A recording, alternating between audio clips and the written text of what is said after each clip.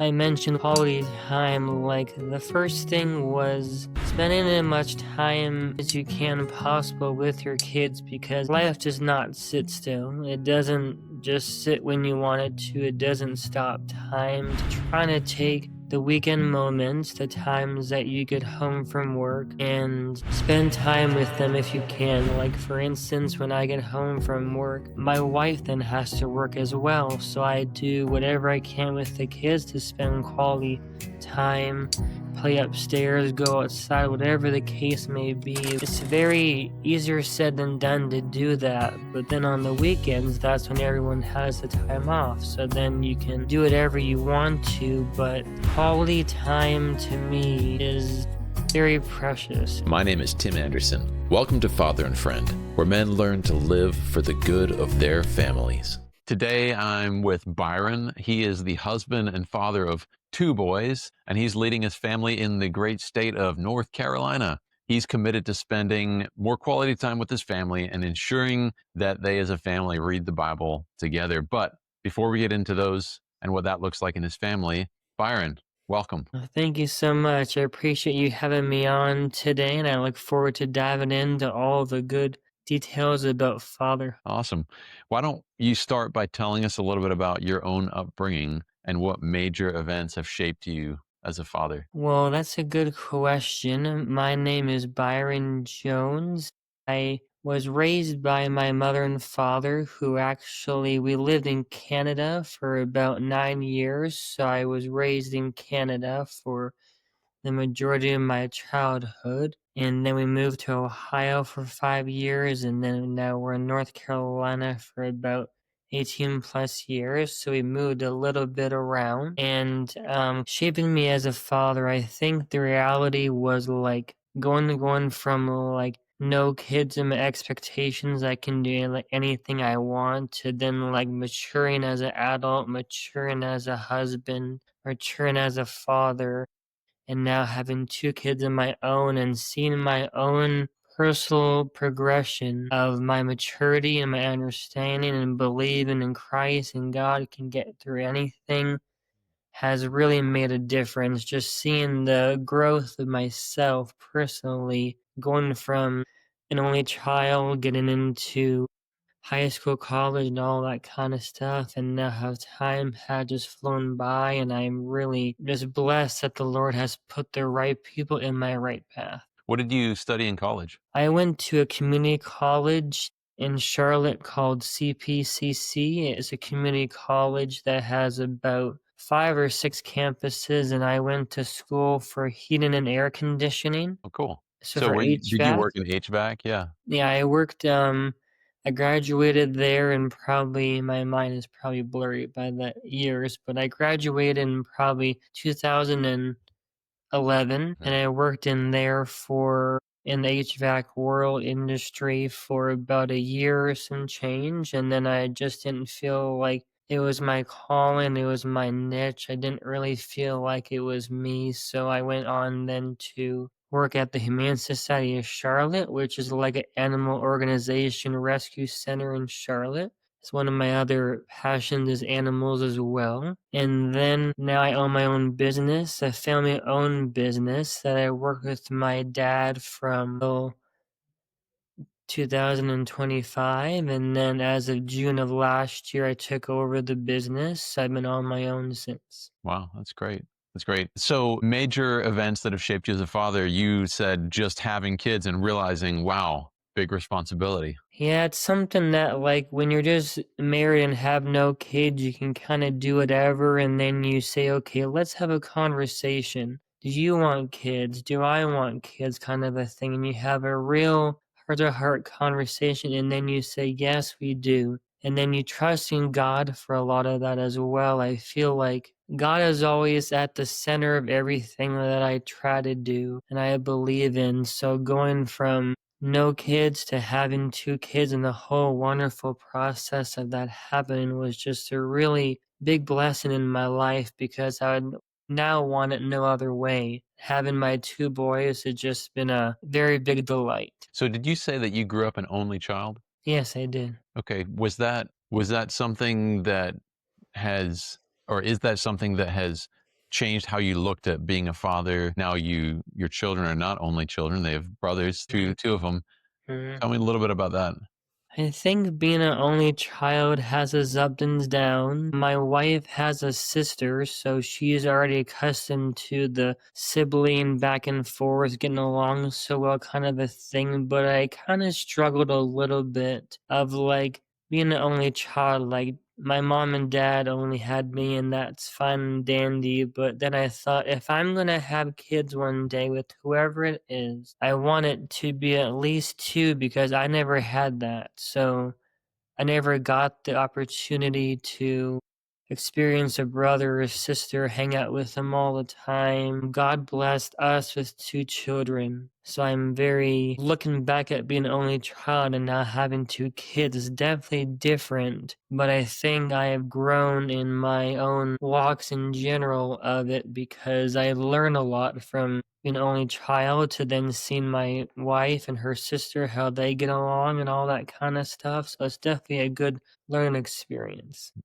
Do you feel like that added to the transition from going from, like you said, sort of being able to do whatever you wanted to now you have a big responsibility to take care of. You don't get to just go out when you feel like it and Yeah. play with whatever game you want to play now. It's like now there's other people relying on you. Do you feel like being an only child contributed to that transition being maybe a little bigger? I think it has, yes. I think I kind of needed that push if I want my life to be a certain way, and the Lord has blessed us with that. In fact, now that I think I have grown in that avenue of trying to be a better person, and thus now trying to figure out for myself. My kids come first, and then I come after that. So my priorities have been set from my mom and dad loving on me all the time as an only child to now me taking that and then pushing that on to my kids in a good way of showing them love and affection like I had. That's fantastic. Your upbringing, would you say that that was an overall positive experience for you? Yeah, I think it was a great. My mom and dad loved me a lot. They did all they could for me, and we had a great life. And I think my experience of an only child now ties into a different part of it because my wife has a sister and I'm an only child. So kind of our two minds combined together to parent two kids now is going to be different. Like she has a different stance on things, and I got a different stance just because our upbringing were different, but we have the same goals and aspirations, but we just have different perspectives as well. Why don't we jump into the two items that you mentioned are things you do in your family that you feel like everybody should be doing. And the first one of those was more quality time with your kids and with Yeah. your family. Can you tell me what that looks like for you? Yeah, so the one thing that I mentioned was quality time. The first thing was spending as much time as you can possible with your kids because as you know, life does not sit still. It doesn't just sit when you want it to. It doesn't stop. Time always goes by fast. So trying to take the weekend moments, the times that you get home from work, and spend time with them if you can. Like, for instance, when I get home from work, my wife then has to work as well. So I do whatever I can with the kids to spend quality time, play upstairs, go outside, whatever the case may be. But it's very easier said than done to do that, but then on the weekends, that's when everyone has the time off. So then you can do whatever you want to, but quality time to me is very precious. It's something that you're not going to get back until they're grown up and they thank you for their childhood. They thank you for all the stuff you did for them. So when they're young, you want to hang on to them. You want to capture all the exciting moments and stuff like that. I personally try to do what I can to do that as well. Yeah, go ahead. So tell me what does a typical day look like for you? You go to work, you come home, and then what? What happens? So I come home and I'm greeted by my wife and two kids are outside, standing outside waiting for me to get home. And I honk the horn. I back in my truck and trailer, and then I go inside and it's like I talk about our days, what you want to do this afternoon, kind of a thing. And then I take my two boys upstairs primarily, my 4 month old and my 3.5 year old, almost four in January. And we just play. We just sit in the loft area and we play with all his trucks and toys. And I may read to him, or we may go out to a store or some sort of place like that to kind of get out of the house a little bit. So it kind of varies So every day. when you play with them, do you sit down on the floor? Do you imagine with them? What does that look like? I try to put my shoes in his shoes. So like I try to imagine with him like what you want to do. Do you want to simply roll down your trucks down a slide and pretend it's a monster derby? Do you want to like crawl through tunnels together and imagine it's this or that? I'm kind of leaving up to him to lead me in certain ways to do what he wants to do, because I can just sit there and say, let's do this. But I want him, my oldest son Gavin, to lead me in the way like he wants to be played, like reading books or playing outside or whatever the case may be. So we play upstairs in the loft and we do this or do that kind of stuff too. That's cool. What's your most favorite memory from playing with them so far? It's just gonna be simply plain and straight that the excitement that they come that my oldest is excited to see me when I get home, the excitement he is to learn something new, like colors or shapes, or we have dogs too, so if they're upstairs, they're all laughing and playing, and I'm laughing, and Gavin's laughing, and my youngest is too young to even know what that is yet, but we're all Mhm. just having fun, and just the memories of today was a good day together. Today was a very fun day. I always try to make like every day fun for him. I don't want to come home and be like boring all day for them. I want to do something different, like Play-Doh or draw or color or stuff like that. So every day is really different, which I try to do for them. I imagine, I know for me this is probably true, but I imagine for other men, we grow up and we kind of get old and boring, and we have a very difficult time getting down and just playing some Mhm. imaginary game. Or we've lost a little bit of our imaginations, but it sounds like you're very good at that. Is that something that you grew up with? Or is that something that you just enjoy, that help me understand. Where did you learn that? How did I learn how to like be an imaginative kind of Yeah, to not person? lose your imagination, I feel Oh like yeah. I have to really work at that these days. Yeah, I do too. The usual thing that I do is when I'm at work, I have drive time. So when I'm driving throughout the course of the day, I'm thinking already to myself, what can I do for fun for Gavin? Because, the same old is okay. But, I try to come up with, I ask different dad groups that I'm a part of on Facebook, like, what do you do with your kids that I can maybe do with my kids? Or what can I do with mine that you'd like also to do with yours. So I'm always looking out for those kind of things to try to make it more fun for him, because he's gonna remember this. He's gonna remember the times that dad just sat down. Dad just sat down with me and played with my trucks, or dad just sat down with me and we read a book, or this or that kind of stuff. They will remember that. They will. They'll remember the times you spent with them. That's fantastic. So what do you do on the weekends with them then, as far as quality time? You said you sometimes take them out. So on the weekends, we kind of do a different assortment of kind of things. It kind of just varies. In this hot heat, kind of really can't do anything in Charlotte. It was 91 degrees today, so it was like can't do anything outside. On the weekends, we sometimes go to lunch with my sister and brother-in-law. And then we sometimes go to like a mall or a store like Lowe's or Home Depot, go to different places. He loves to go and say hi to people. So we're always either at Sam's Club or Costco or somewhere fun for him to say hello to everyone. So just Do try you go to, on Saturday morning to get the snacks? you know what? I have before. I haven't been because Costco is a circus. It's never going to be like It's I so get the busy. first sample. Costco is insanely busy.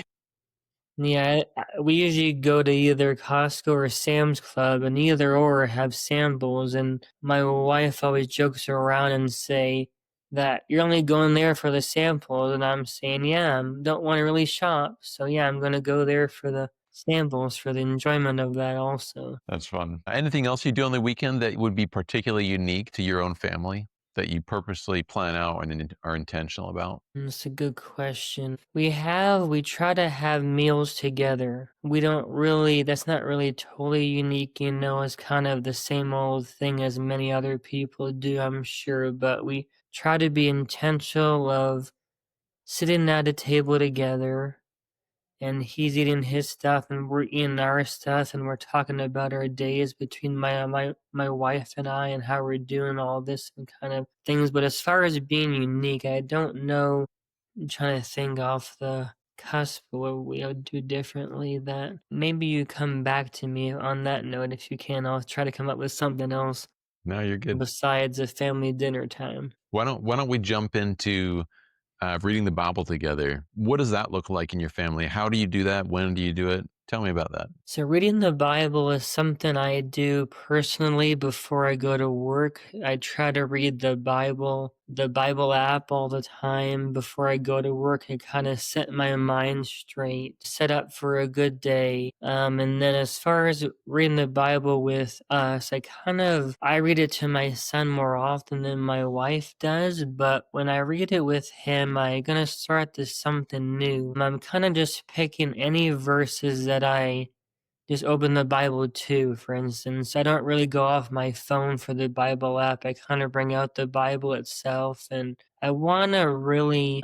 be a good Christian dad. Now, that's a very broad topic, but try to be as intentional as I can with it and him be able to someday say, hey, I really love that you did that. Thank you. We could have read a book, we could have done this or do that, but thank you for doing the simple things like reading the Bible. I want to kind of open the Bible to whatever it comes to. Maybe even an idea I've had is like pick like a subject, like how the Bible app you can pick the different subjects you want to read about. So maybe that's something I'll look into too, being being a father, and then trying to find the biblical verses about being a father and read to him about that. So he is always going to be learning about the Bible. I don't want him to never stop learning as well. No, is that something you learned growing up, or is that something that you've put in place in your own family? It's something new I'm gonna be putting into place with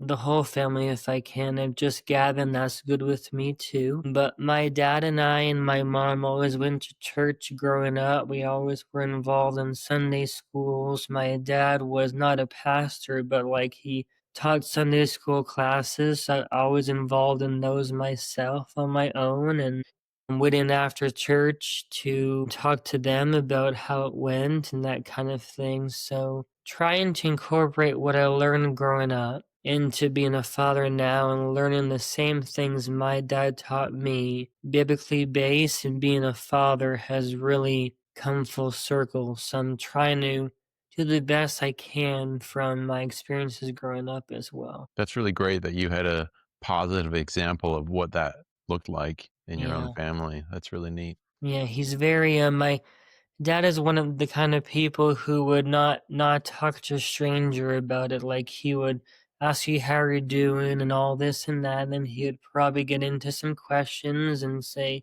how are you doing? And then the conversation would probably just flow from there and just open it up. But I was always really inspired, I guess, to when I do have my own kids someday to take the principles that I learned not only from church-based things, that he taught me and what I learned in the church services and the Sunday schools, but have my own perspective about it and then have my dad be proud of me. Like something that I've always not desired, but I've always wanted that to be a thing. And he is definitely proud of me for the man I have become now and for my kids and that kind of stuff now. So I've tried to incorporate what I learned from his teaching me to now me teaching my kids. When you think about more quality time and reading the Bible together, what is it that you hope to teach your children through doing that? What do you want them to walk away from the house going, my dad was blank, or I remember blank. I really want them to remember that me and their mother tried a lot to teach them good things. I want to be able to have them walk away and say, my dad taught me how to be a good person. My dad showed me and instilled in me Christian values growing up that I now can take on to my own life, going to college or high school or whatever else comes their way.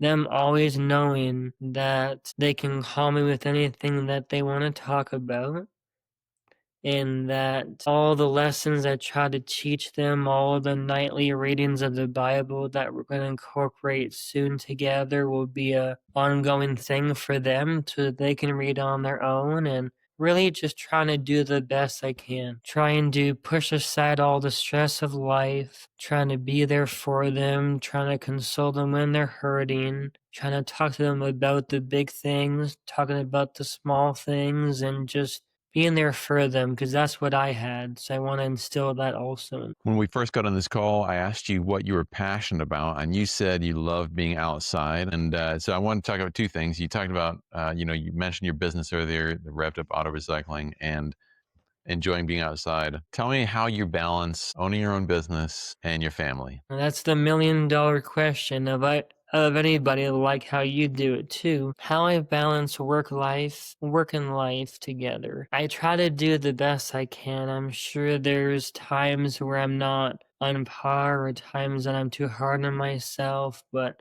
I really just kind of have a switch in my mind that when I'm driving home from work from my last client of the day, I'm already thinking to myself, okay, I'm going from work to dad mode almost immediately going in the door. So I am already then transitioning from work life to home life is already going good because I'm walking with open arms. Like I walk into the door and they're saying, how are you doing? How was your day? They're asking me this, they're asking me that. Not they, my wife is asking me.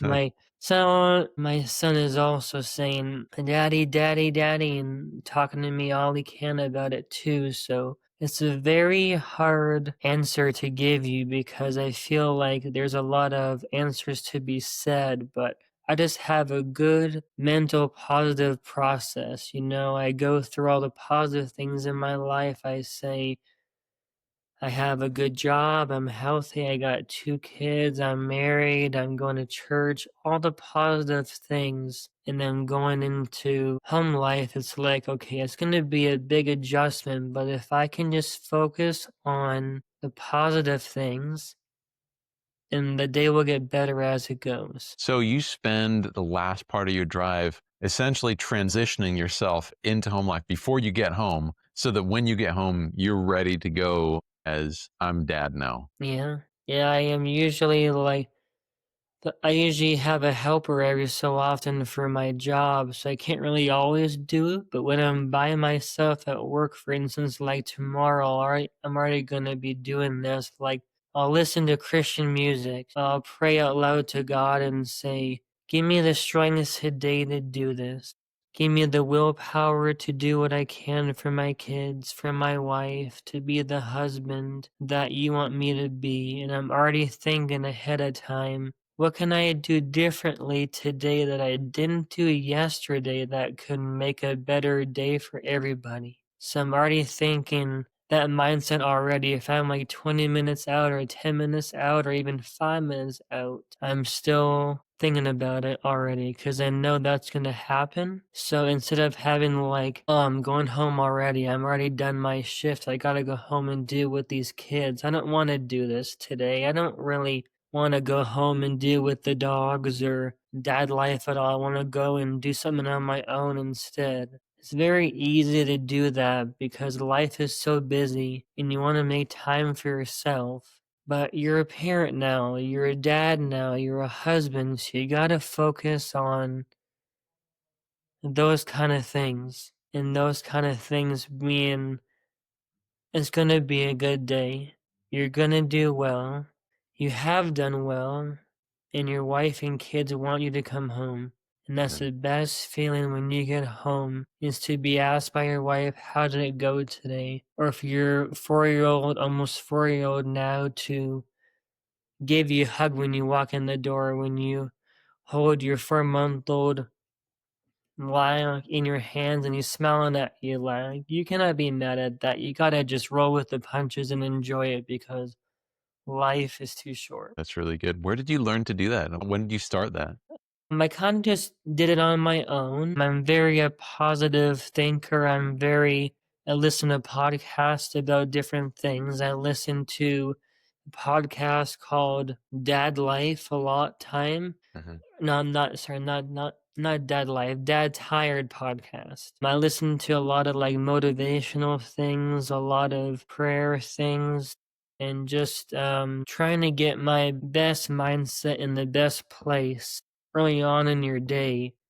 And that will for myself help me out when I get home. That's neat. So that's not something that you experienced or did growing up. Right.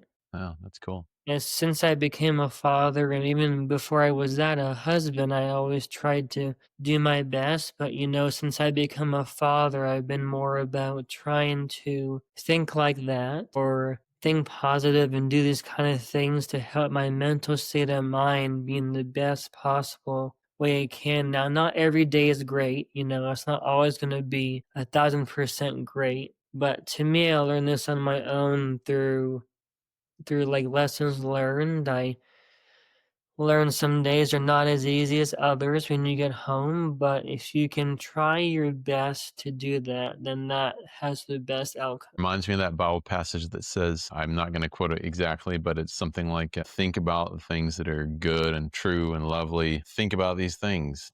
I think there's something, the Bible isn't just a book about thinking positively, but it certainly encourages us to think about Mhm. the things that are good. Yeah, and God is good, right? So He's good all the time, forever and always. He's going to be right there with us, beside us. And I have asked Him for help in certain situations, as far as I'm sure all the dads watching this or in the past have ask for prayer to kind of be the best representation of yourself you can. And that's what I try to do all the time. If you could tell yourself one thing, if you could go back in time and tell yourself one thing that you wish you had known when you first became a dad, what would it be? Don't get so frustrated so fast. That's really very simple, but to me, that's really something big because when we first had Gavin, it was a lot. It was a lot to go from 0 to 1 kid. Mm. It was a lot of learning experiences, a lot of frustrations at times, as you know how that goes sometimes with having kids. It's not always easy, but if I was to tell myself one thing, it'd be don't get so mad so fast and to really soak up the memories because I thought I was just telling my friend the other day how Gavin was just born and now it's almost been 4 years already. Like, where did the time go? Mm. It's just gone. So I need to just try to relax more, have fun more, and enjoy the memories at hand. My dad used to say, he's not alive anymore, but my dad used to say that as he got older, time would go faster and faster. Mm, And I certainly found that true for myself, that as the years pass, they do tend to go faster. They feel faster. And I yeah. don't know why that is, but it seems to be the case. That I remember when I was a teenager and it felt like the year would never come to an end. The school year was Mhm. never going to end. And now every year that passes, I'm like, wow, that was 3 years ago. That's incredible. That feels like it was just a few months ago. Yeah, it's So definitely true. I also feel like since you said that, it led me to think about something else. It led me to say, soak up the memories when they're young. Soak up the memories when they're young and when they continue to grow and learn and hit the milestones that you had when you were a kid. And they were doing that for you, and you're watching them grow up and you're watching them do this and do that. It's like, wow, I'm going to take a step back and watch you grow up and try to instill what I learned when I was a kid into your life and just watch you grow up. It's so fascinating to me to watch my kids grow up and watch them smile and laugh and all that kind of fun stuff. And thanks so much for your time today. I very much appreciate it. You're welcome. Thank you for connecting. Thank you for hosting this interview. I appreciate that for sure. Fellow fathers and friends, so glad you could join us for this episode. To stay connected, visit our website at fatherandfriend.com. Sign up for our monthly newsletter or follow us on Facebook, Instagram, and other social media sites. Be sure to like, follow, and share with fellow dads and families in your community. If you have a topic you'd like us to discuss, send us a message and let us know. Until our next episode, keep showing up, loving deeply, and making an impact for the good of your family. Thanks for listening, and we'll see you next time on Father and Friend.